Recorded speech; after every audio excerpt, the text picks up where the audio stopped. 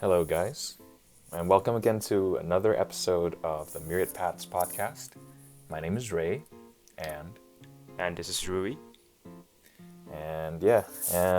welcome. This is gonna be our first episode at the time of recording Mm-hmm. in 2026. Yes, indeed. Happy New Year. 明けましておめで Happy とう New ござい Year's. ます。 Yes, Happy New Year's to you too. 明けましておめでとうございます。Mm-hmm. Man, yeah, now it's 2026, and I think it's been almost a year now since we started all of this. Then, Yeah. Yeah, it's true. I think the first time we started was winter of 2025. I think it was February, if I'm not mistaken. Because I remember it was Yeah. like snowing like crazy. So close to a year. So yeah, almost this Man. podcast and this channel it's gonna be a year old soon. Yeah. Oh man. I guess A lot of things don't have changed, huh? A lot of things have changed. I guess we'll talk about that if we're gonna do anything for the podcast anniversary or something like that. For sure. We're gonna have We'll like see. special episode. Yep. Oh man, yeah. Like I said, yeah, a lot has changed. Mm-hmm. Just like comparing to last year, seeing like where things were Mm-hmm. back in 2025 and like how things are right now. Yeah. Yeah. And how to take things going forward too, right? Legit, like a lot of things have changed. It's like I said, we can probably talk a little bit about that, like about some of the most significant changes Mm-hmm. during this year. Sorry, not during this year, but during 2025, leading up to 2026. Mm-hmm. For sure. Yeah. That would think it's be gonna like a be- nice preamble. Yeah, for sure. A nice little 2026 resolution. Yes. And how the resolution built up from what happened last year, I guess, 2025. That is a good. Yep. I like that. I like the sound of that. So yeah, I guess Ray, why don't you start us off with how did 2025 end for you, and how would you like to start your 2026, or like what are the goals for 2026?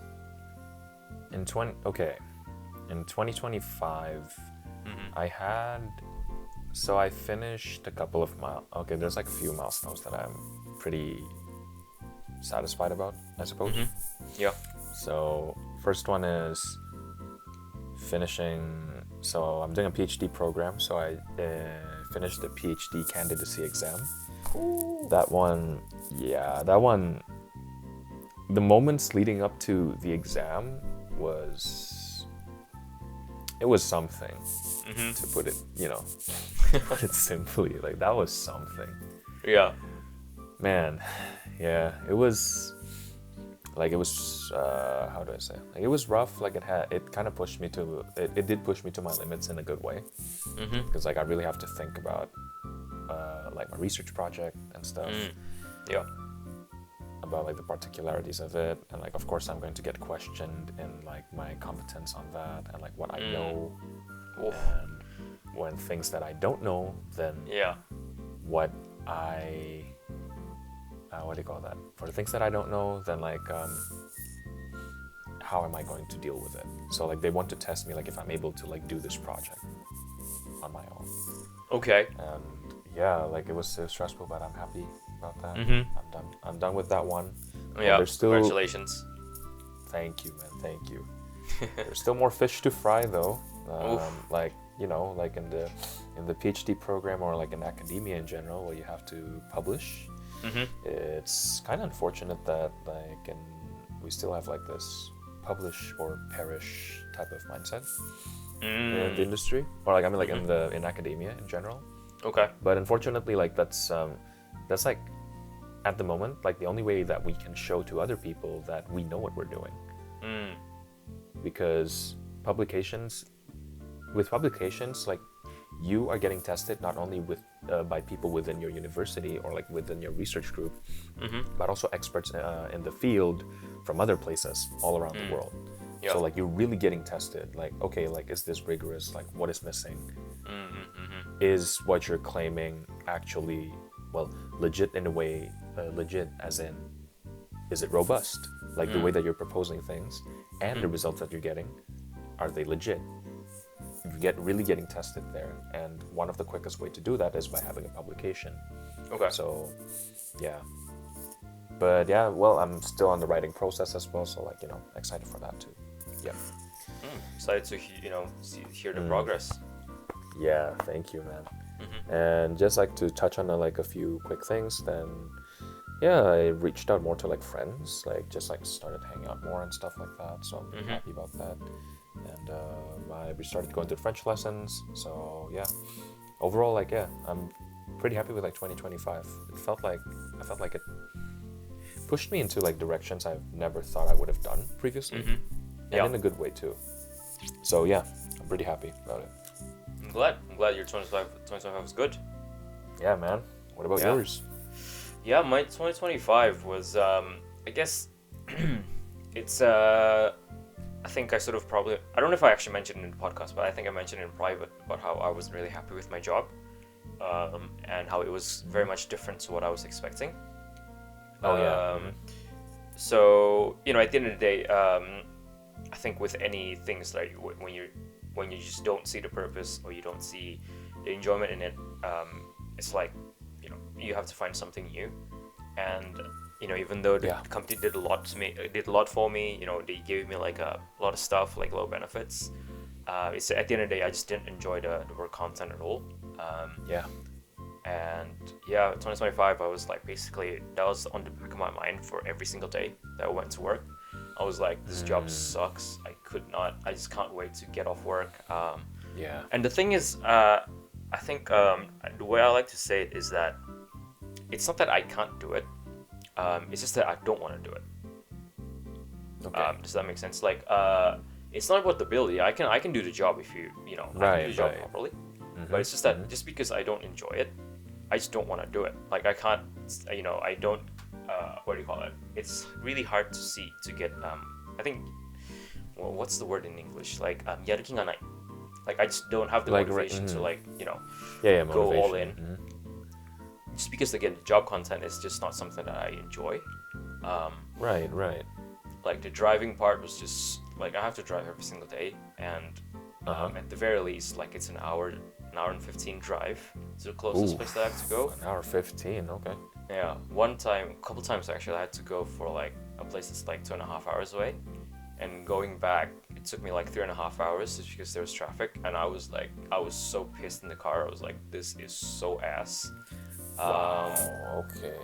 Yeah, and then they have like, because I was doing basically sales, right? So they have like quite unrealistic goals. Sales. Yeah, so it's just not something I really wanted to do. And the reason why even I joined, I wanted to, I guess, join the company in the first place is because they're trying to invest overseas. And obviously, overseas, if I can use my skills and language skills, right. I can definitely be an asset. But, for some reason, they put me in domestic sales and put me in areas that are like 3.5 hours away, even though I told them, hey, I told them many times, I'm not enjoying this. Even like, I didn't have any like background, with the air of the industry. I don't have knowledge about medicine. Even in English, if you told me like, hey, learn about medicine in a couple of days or in a couple of weeks, I'd be like, that's impossible, let alone in Japanese. So like building the human relationship was never a big problem for me, and I've made like good friends with like the doctors that I met and the nurses that I met, and I've made sales just because we were able to connect well. But I didn't see myself doing this for the long term, and I was like, it was time for change. And oh wow. I think late last year I decided to it's time for change. Went for a couple of interviews, and I got an offer literally on the day of Christmas. So it was Christmas miracle. Christmas gift. Yeah. So I think the offer came early in December, but then we had a little bit of negotiations and stuff, and so they changed the final offer and so it was closer to like what I was sort of imagining. And it came on Christmas Day, so it was a Christmas miracle. Sweet.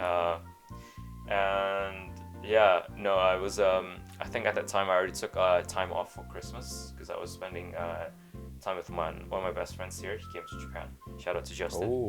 Oh, sick. Okay. Yeah, he came to Japan, so we went to a lot of great places here in Sendai, also in Kansai, and you know. Oh, okay. I think looking back in 2025, it's I have no regrets joining the company. You know, I learned a lot, just, you know, how to make connections with, let's say, more serious people like doctors, right? So I don't have any negatives. I learned a lot from the job. I'm happy with how things end. And if they hadn't placed me in Sendai, I probably wouldn't have gone to. So we went to. I don't know if you know this. We went to. Me and my, Justin. Shout out to him. We went to Ginzan Onsen. Ginzan. That's in. Wait. It's in Yamagata. That's it. Yamagata, right? Yeah. Yeah. So we went there. We went for like a day trip, and on that day, it was like, for some reason Sendai snowed out. Like it was it wasn't a whiteout, but there was like a lot of snow. Normally it doesn't snow that much. Yeah. And there was just like so many funny moments during that day. So I followed Google Maps obviously to get to Ginza Onsen, and they gave me a route to go through the mountains. And once I saw, like, I took one turn, and the snow was almost as deep as the window of the car. Maybe not that deep. Like I guess it was like knee deep snow. And they told me to go through that car, and we were in like a Keijidosha, like the smaller car. And I looked at it and I was like, yeah, this is not gonna work. So we were kind of lost in the middle of the mountains for a little bit. Oh damn. But at the end of the day, we were able to go to Ginza Onsen, and it was a good time. Well, that's good. Yeah. But yeah, I guess the moral of the story is that, I am very happy with how things turned out. I'm grateful that they sent me to Sendai. I was able to learn a lot about this area. And yeah, that's my 2025. And I guess kind of connected to like one of my 2026 goals is, I've been taking tennis more seriously right now. So I guess I'll continue that with the resolution. But I guess resolution stuff, do you want to start with yours, Ray? 2026? Yeah, sure, yeah. Before that, like I'm glad to hear that, like, even though it was not exactly the most pleasant experience for you, you were still able to there's still like a lot of good things that happened during the job. So happy for you, man. And now that thank you. you managed to find like a new one where it's like more aligned with what you want to do, that's huge. Yeah, I'm happy with how things turned out to be, and I'm excited, really excited for the future. Can't wait for it. Yeah, man. Yes, sir. Okay, so now, onto like the resolutions. I can start. So, recalling like what I've been doing at 2025, like I reached out more to friends and like was less hesitant to just hang out, I guess. And I would just like to keep on doing that. Like in 2026, I would like to be less hesitant to like reach out to people and to especially let go of controlling the outcomes of things. Okay. Like, for example, how is the hangout going to go? Like the typical anxious thoughts. How is this gonna go? How long is this gonna take? And like instead of like wasting my mental energy there, I've been trying to be more aware about whenever I fall into those traps, to fall into those mental traps, and like to just observe it. Like, yeah, sure, like I would be anxious about it, like that's normal, like who wouldn't? Because it's a social interaction. Literally, you don't know what's gonna happen, but it's not like you're going to die, right?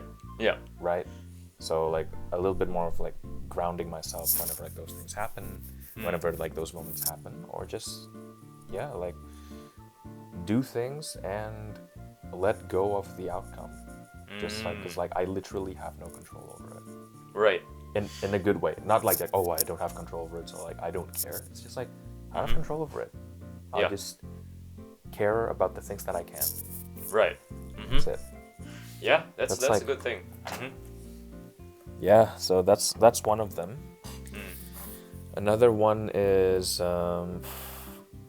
it's low-key related to move forward in uncertainty.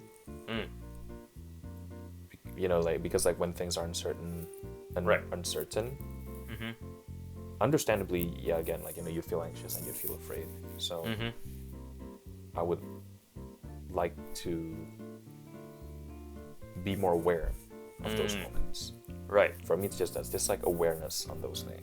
Awareness when I would start, like, not even start to spiral, but like even before I start spiraling, like what are those moments like? Yeah. And just like feel it, like, okay, like how do I feel about this and stuff like that. Yeah.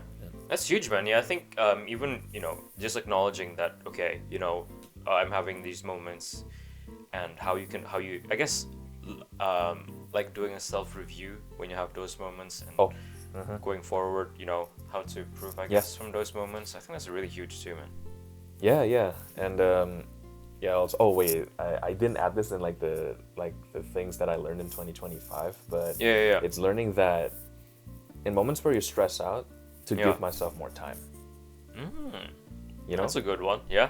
because especially when you're stressed out and you're freaking out, like your brain is definitely not gonna work the way you want it to.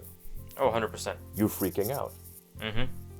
And it's really hard for you to like just like, oh no, like I'm not thinking rationally. I have to think rationally. Oh my god, I'm still not thinking rationally. Oh no, the time is running out, and like you're just gonna spiral.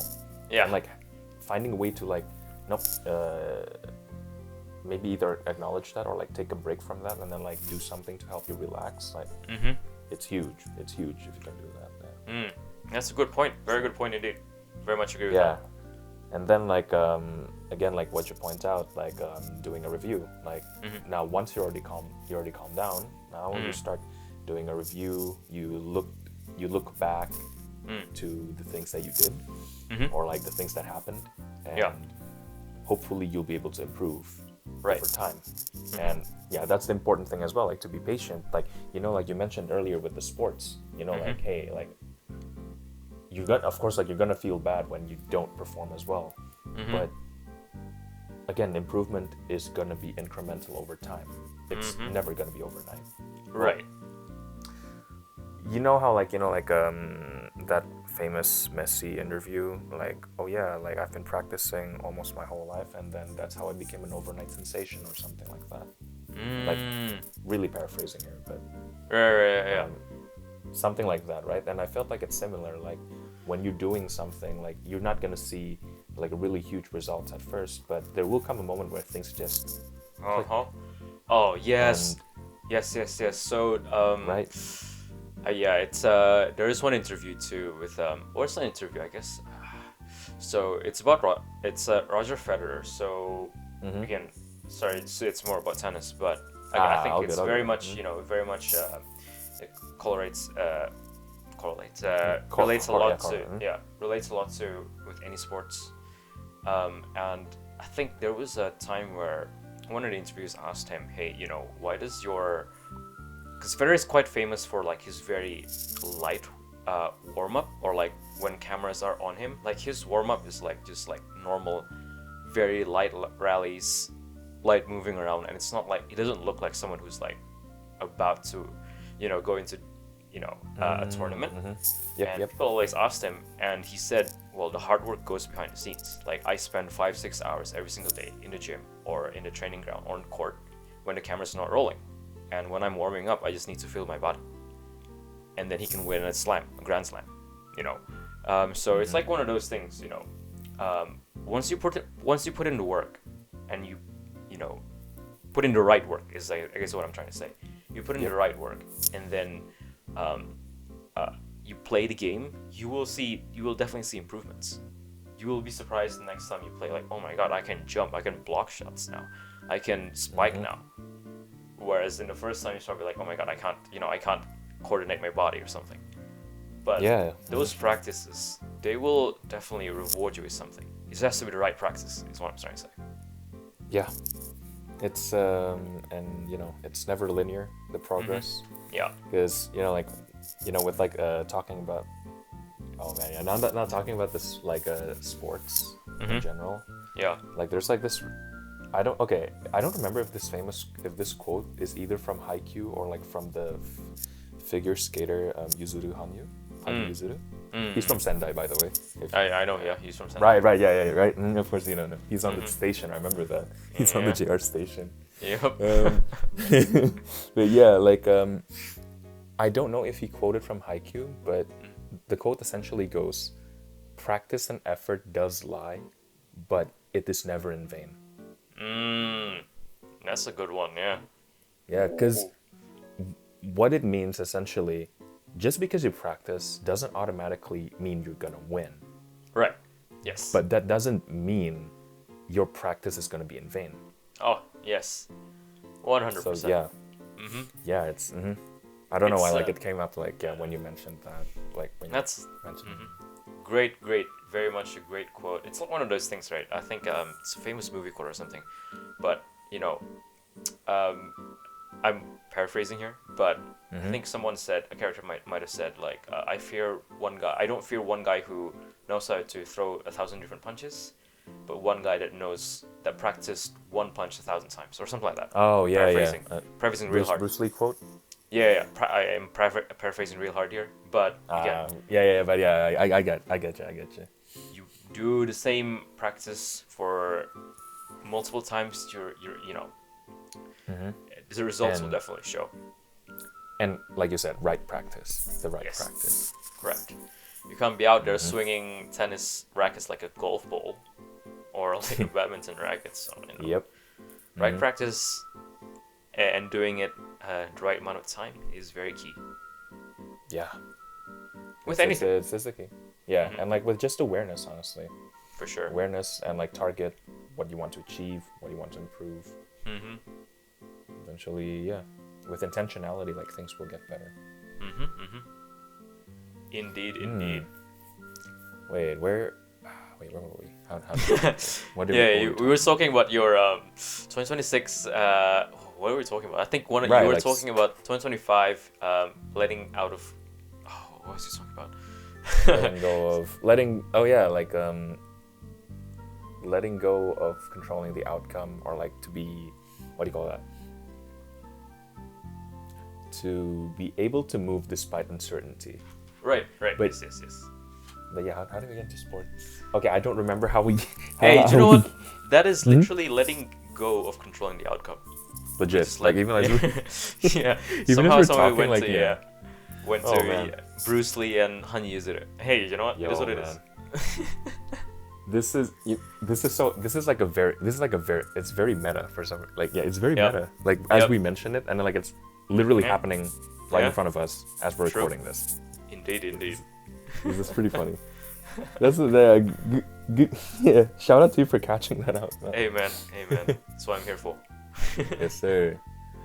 Okay, I'll just go to the next point then. Go for it. So next one is to be less hesitant to invest in myself. Like if I want to buy something that I need or want, then I would like to be less hesitant to do that. Because I used to be very hesitant, like, because like I was like the really far end of the spectrum. Like I would like really hesitate to like get things that might be beneficial for me. Yeah. Because like, like I probably don't really need that and stuff like that. And I would say that has given me good control over my finances. Like fortunately, because like because in general I just don't spend a lot of money.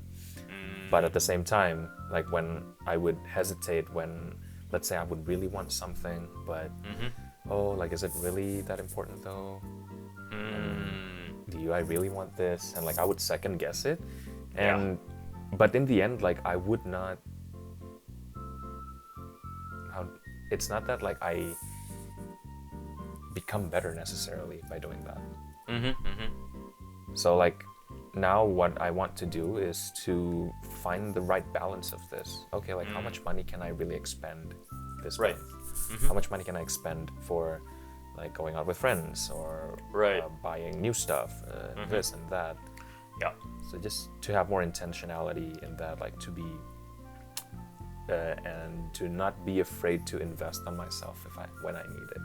Yeah. Hey, that's really good, man. Yeah, I always live by this rule. You can always make money, but you cannot make lost time. You cannot get back Yes. lost time.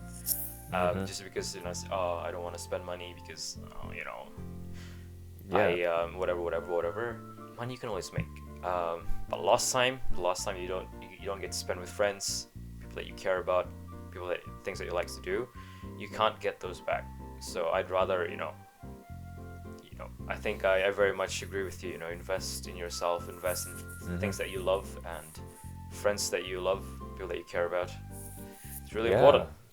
That quote, well, what you mentioned there about like you can just gain back money is what prompted me to do that. Because once I start having fun with friends, I notice, of course, like I'll have to like expend money to like hang out with people. But if it's with the people that I enjoy, then why not? Yeah. If it glad, man. makes me, thanks, man. If it makes me a better person, then I like to go for it. Yeah. Hey, I'm glad you're investing more in yourself, and I encourage everyone to do so. Money you can always make it back, but lost time, once it's lost, it's lost forever. Yeah. And again, well, you of course, like there's always a balance in everything. So don't go from one end to like the immediate other end. Oh yeah, of course. Let's say your paycheck is $1,000 a day. Don't spend $2,000 like within a week.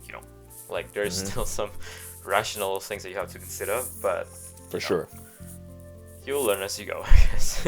Yep, you learn as you go, for sure. Yeah.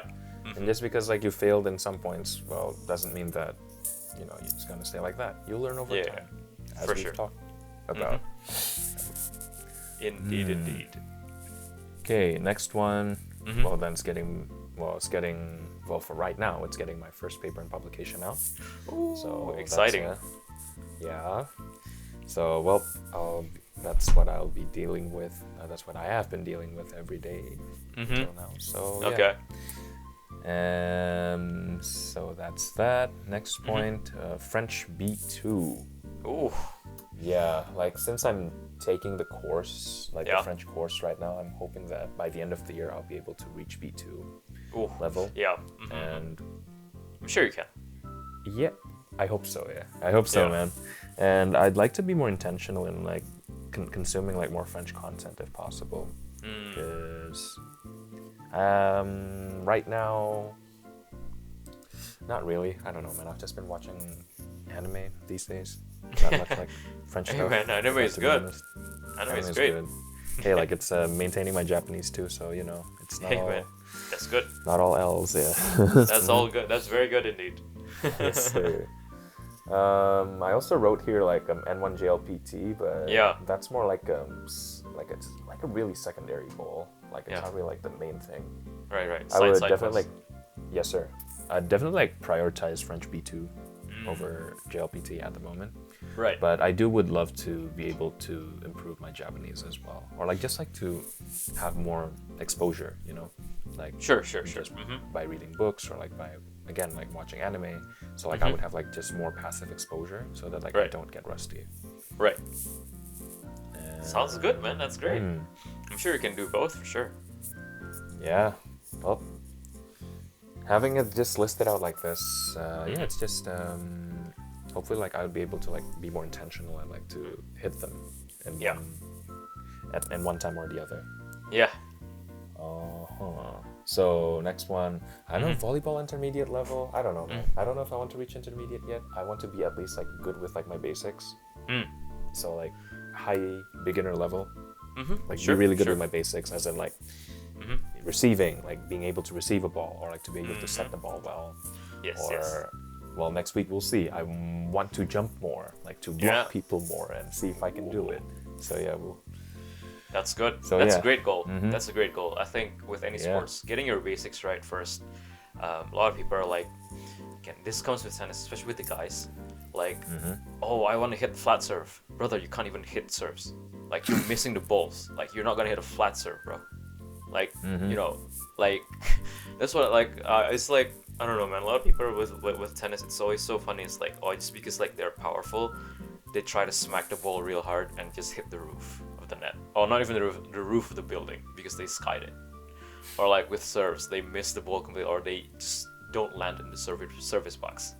It's like one of those things. Like get your basics right first, and then if you have the foundations right, you'll be fine. Yeah. If you have the foundations all wrong, it's hard to rebuild, man. Yeah, it's hard to deconstruct them again and then to. But again, like yeah, it requires intentionality to know where you're messing up and Yes. where you can improve. Yeah.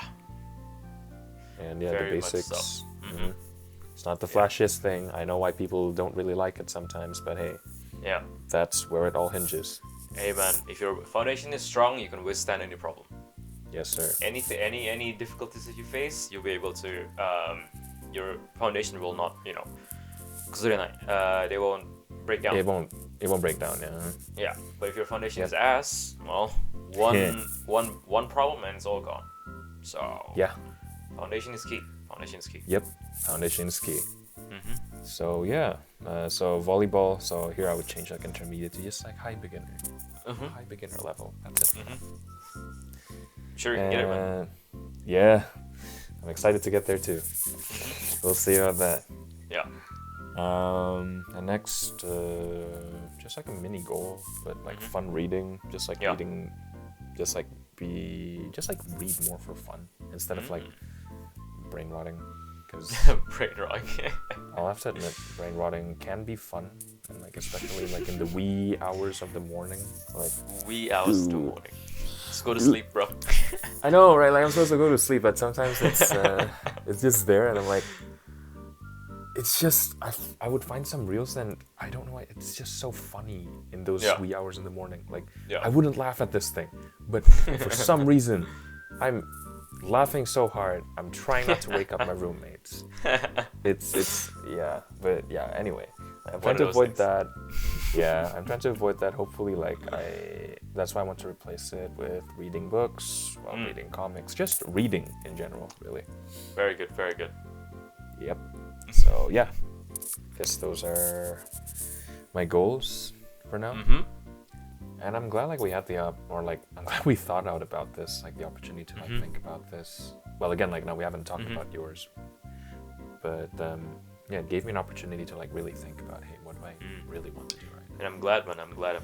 So yeah, thanks. So yeah, like I appreciate the suggestion. Man. That was huge. So, anyway, without further ado, now, what about yours? What's your 2026 resolution? resolution? My 2026 resolution.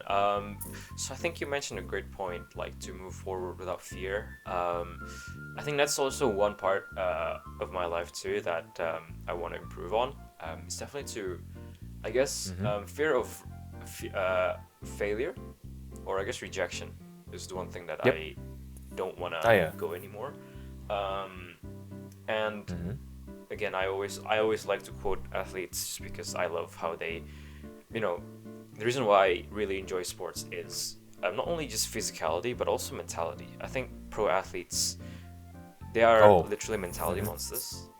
They have mentality as strong as like for sure a tank, right? They can get so many L's, so many failures, but the ability to go back up again and go again the next day with full focus is something that is not easy for a lot of normal people. So I really do look up to pro athletes, and again, I've mentioned him, Nadal. He's my favorite player just because the way he plays, but also his mentality is something that I've never seen in any other maybe like Ronaldo level of mentality of like, just extreme focus and being able to stay present. And I think I sort of sent a reel on Instagram about he had an interview. He had like a game with Nick Kyrgios. So again, one of the tennis players he was playing, Mhm. and Kyrgios, his opponent, he was asking him, or he was saying that, oh, if I had Nadal's blah blah blah, if I had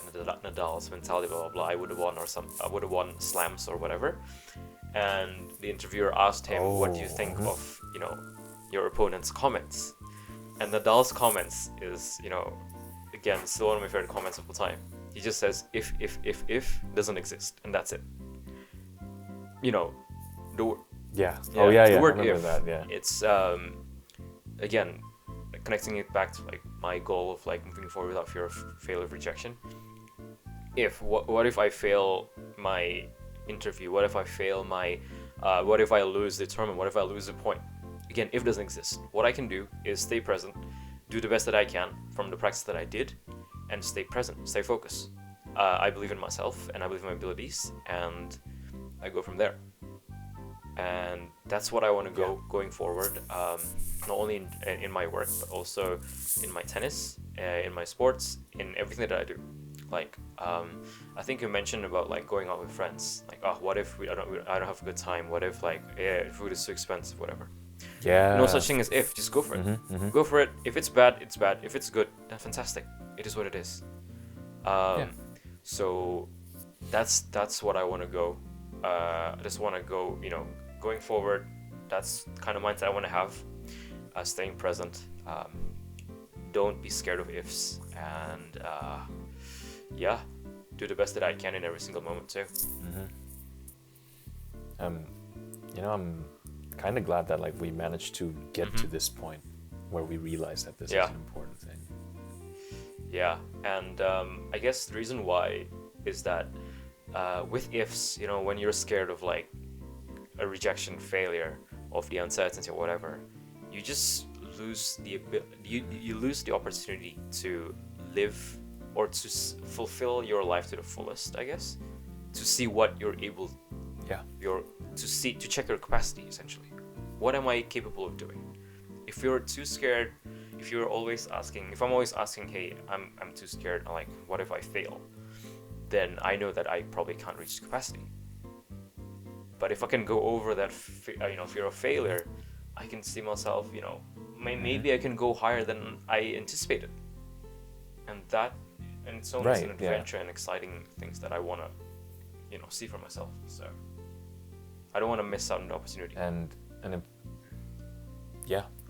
an important thing that I'd like to mention is I felt like the fear it's always going to be there, it's never going to completely go away, because it's there for a reason.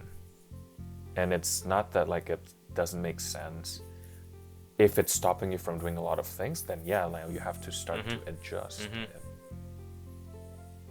But like you said, like you don't want to live to be controlled by fear. You want to use it as like a guiding compass, so to speak. Where's it leading me? Oh, like the good thing is like probably it's telling you to not do stupid things. Yeah, exactly. Yeah. It's good. It's good. It's good to have, to a certain extent.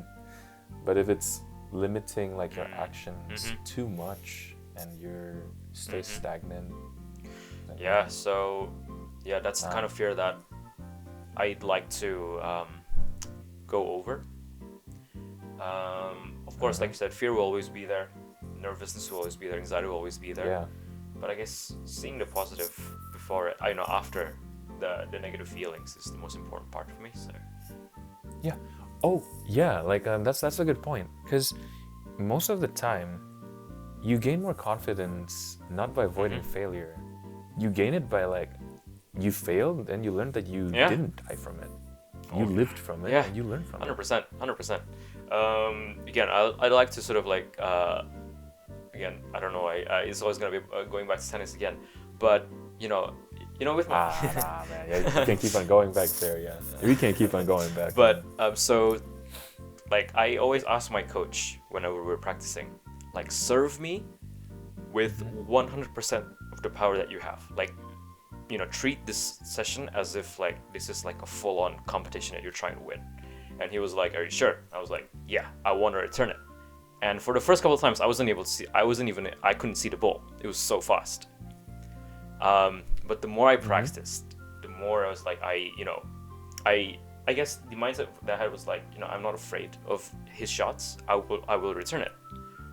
And now I've been able to return his shots, like his like close to like 200 kilometers an hour first serve, like Ooh, just to be able to react to it, get my racket to it, get the ball back. For me, it was such a big improvement. And it's like one of those things, like, if I was let's say if I was like, oh man, I'm scared, like, what if I can't return it? What if I can't react to it? Like, none of those things. Like, I will try to return it. If I can't, then what did I do wrong? Did I react a bit too late? Was my positioning off? What was it? So I try to take those things as an improvement. And I think same with my work too, or what if like I had a bad interaction today? What can I, but I won't shy away from it. I don't want to shy away from it anymore, Yeah. But yeah, that is sort of one of my first goals of this year, or not even this year, but yeah, Huge going man. forward until for the rest of my life, going forward without fear of The rest of failure our and lives. rejection. And I guess something a bit more concrete, it's not concrete, but a bit more like job related, is that Yep. so I want to get a sommelier license here in Japan. So a sommelier Okay. is essentially a wine expert. It's like a wine salesperson. Think about it this way. And so basically we try to sell wines to guests. It's not your cheap wines that you get in like izakaya or whatever. It's like proper wines, like from, like expensive wines, aged, whatever. And, our job essentially is to sell them and like give them, not only sell them, but also to give them like the best experience. So with a lot of sommelier, you have to do wine pairing. So you pair certain foods with certain wines, and that's how you sort of like, one of the main jobs of sommelier is. But also just to sell wines by the bottle. Like, let's say this wine is from Spain, from Italy, and it's full body, medium body, light body. Oh yeah. What grape does it use? What does it taste like? Is it good for, what food does it pair well with? Blah blah blah. So those things. That's basically like the main job of sommelier in the service industry. I think if you have a license, you can also go for a little bit more of the shosha, or like not retail, but like I guess more trading. Not trading. What's the word I'm looking for? Trading. It's like you import the wines. You're not You're not in the restaurant serving wines, but you're more in the export industry. Like, okay. you're exporting wine. Yeah. You're managing. You're exporting wine from overseas, etc., etc. So there are like two types that exist. I think I'm more inclined towards the service one, just because I like to, see wines directly to customers. See the reactions.